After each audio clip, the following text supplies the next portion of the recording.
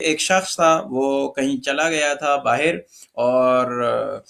کچھ عرصے کے بعد انہوں نے، اس زمانے میں یہ ٹیلی فونیں نہیں تھی، واٹس اپ وغیرہ تھا نہیں، تو خط کے ذریعے سے وہ اپنے پیسے بھی بیچتا رہا اور ساری چیزیں بیچتا رہا، لیکن ان کے گھر میں بیماری آ گئی۔ بیماری جب آئی تو پیسے نہیں تھے، اس کی جو اہلیہ تھی وہ پیسے نہ ہونے کی وجہ سے علاج نہیں کروا سکی، اور علاج نہ کروانے کی وجہ سے وہ وفات پا گئی۔ کچھ عرصے کے بعد اس کا بیٹا جو ہے وہ بھی بیرا روی کا شکار ہو گیا، اور یوں ٹائم گزرتا رہا۔ کچھ عرصے کے بعد یہ بندہ خدا وہاں سے آیا، اور آ کر جب دیکھا تو گھر میں کوئی بھی نہیں ہے سوائے ایک بیٹی کی۔ بیٹی نے اس کا استقبال کیا، پوچھنے پر پتہ چلا کہ اہلیہ وفات پا چکی ہیں اور ان کے علاج کے لیے پیسے نہیں تھے، بیٹی نے بتایا۔ تو انہوں نے اپنی بیٹی سے کہا کہ بیٹا میں نے خط میں پیسے بھیجے تھے،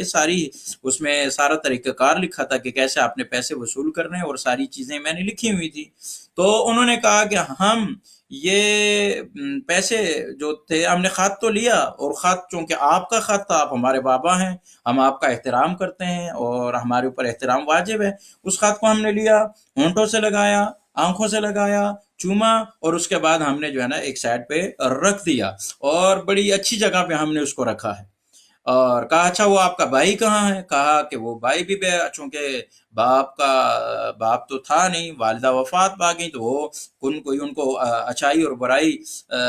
سمجھانے والا نہیں تھا، لہٰذا وہ بھی بیرا روی کا شکار ہو گیا، بری صحبت کا شکار ہو گیا ہے، اور وہ نشہ آور چیزیں جو ہے نا استعمال کرنے لگا ہے۔ تو دوستان عزیز، وہ اس اپنی بیٹی سے کہنے لگا کہ بیٹا میں نے خط میں یہ سب کچھ لکھا تھا، نام لکھ کر بتایا تھا فلاں بندے سے، فلاں کے بیٹے سے، فلاں محلے والے سے نہیں ملنا، ان کے ساتھ زیادہ نہیں گھومنا،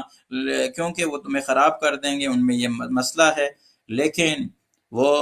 بیٹی نے وہی جواب دیا، آپ کا خط تھا، ہم نے چوما اور جو ہے وہاں پہ رکھ دیا۔ تو دوستان عزیز، ہماری مثال بھی ایسی ہی ہے کہ ہمیں اللہ تبارک و تعالی نے ہماری ہدایت کے لیے ایک خط لکھا ہے، اور پیغمبر اکرم حضرت محمد مصطفیٰ صلی اللہ علیہ وآلہ وسلم کے ذریعے سے وہ قرآن جو ہے ہم تک پہنچایا ہے، ماہ مبارک رمضان میں وہ خط ہم تک پہنچایا ہے۔ لیکن ہماری مثال کیا ہے؟ ہم قرآن مجید کو لیتے ہیں، قرآن مجید کو چومتے ہیں، قرآن مجید کا احترام کرتے ہیں، قرآن مجید کو بہت مقدس سمجھتے ہیں، لیکن قرآن مجید سے وہ ہدایات لیتے نہیں ہیں۔ یہی وجہ ہے کہ ہمیں نقصان پہ نقصان ہو رہا ہے۔